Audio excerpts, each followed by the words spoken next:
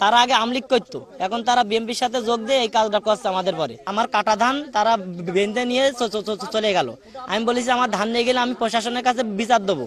কয় তুমি প্রশাসনের কাছে যদি বিচার দাও তোমাকে ঠ্যাং কেটে তোমাকে তেমাতনায় টাঙানো হবে।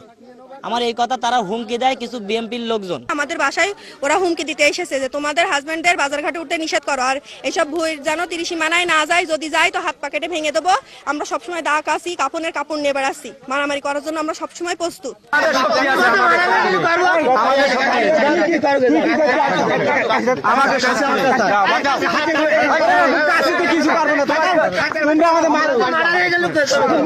তোমাদের গায়ে আমরা হাত দেবো না, তোমরা আমাদের গায়ে হাত দাও, তোমরা আমাদের গায়ে হাত দাও।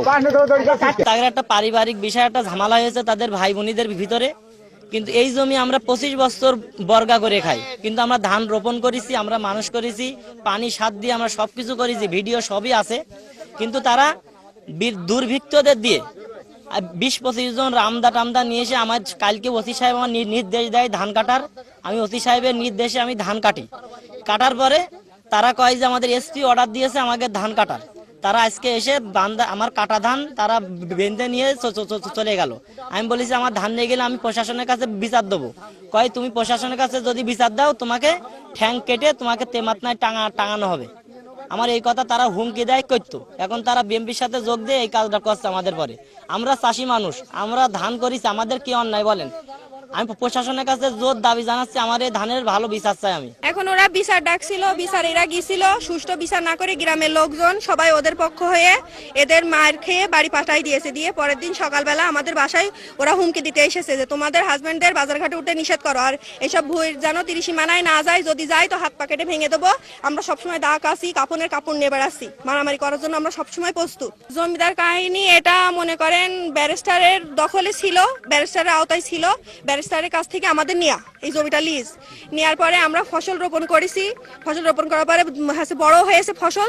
তারপরে ব্যারিস্টারের আর দুইটা ভাই বোনরা ওর মা বাসায় এসে ওরা মানে গ্রামের লোকজন নিয়ে জোর জবরদস্তি করে আমাদের এই ফসল ওরা ওদের ওখানে নিয়ে গিয়েছে দাগ আসি দিয়ে। আমরা চাই সুষ্ঠু বিচার। আমরা ফসল রোপণ করেছি, আমাদের ফসল আমাদের ইসে যাবে, আমাদের বাড়ি যাবে। দীর্ঘজীবী এইসব আজ 20-25 বছর থেকে তার বাপ দাদাদের কাছে বর্গভাগে করে খাই।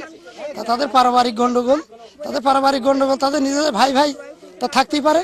তা আমরা যে চাষি মানুষ বর্গভাগে করে খাইছি, তা যদি এই ধানটা তারা কেটে নিয়ে রোদর করে নিয়ে যাচ্ছে, তা যাতে আমরা সবার প্রশাসনের কাছে যাতে ন্যায় বিচার পাই, যাতে আমরা ধানটা পাই। এখন ওদের বাড়ি বাড়ি দ্বন্দ্ব, এখন বলছে মামলা মকদ্দমা চলছে।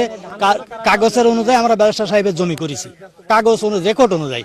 এখন ওরা আমাদের জমির ধান এই বেনতেনে চলে গেল। আমরা ছোটবেলা থেকে ধানটা লালন পালন করেছি, তো আমরা বিচার চাই সরকারের কাছে। আমাদের এইটুকু আবেদন, আমরা গরিব মানুষ, চাষ কাজ করে খাই, অনেক দায় দিনা করে এই ধান করেছি, এখন ধান আমরা পাচ্ছি না। আমরা সাজি নামে আমাদের সুপুকুরা ইউনিয়ন বিএনপির একজন সদস্যের নামে আমরা অভিযোগ পেয়েছি ধান কেটে নিয়েছে। ভুক্তভোগী ব্যক্তিরা যদি আমাদের কাছে থানা বিএনপির কাছে অভিযোগ করে, আমরা তদন্ত সাপেক্ষে তার বিরুদ্ধে খুব দ্রুতই কঠোর ব্যবস্থা গ্রহণ করব। এবং এ ব্যাপারে আমাদের দলীয় নির্দেশনা স্পষ্ট, দলের যে যত বড় পদেই থাকুক না কেন, সে কোনো প্রকার অপকর্ম বিচার সালিশ করে সে কোনো প্রকার রেহাই পাবে না। তার বিরুদ্ধে দলীয় নির্দেশ মোতাবেক তার বিরুদ্ধে বহিষ্কার সহ দলীয় সমস্ত পদ পদবি থেকে তাকে অব্যাহতির ব্যবস্থা করবে। এবং ভুক্তভোগীদের পক্ষে আইনের যত প্রকার ব্যবস্থা আছে আমরা সার্বিক সহযোগিতা করব।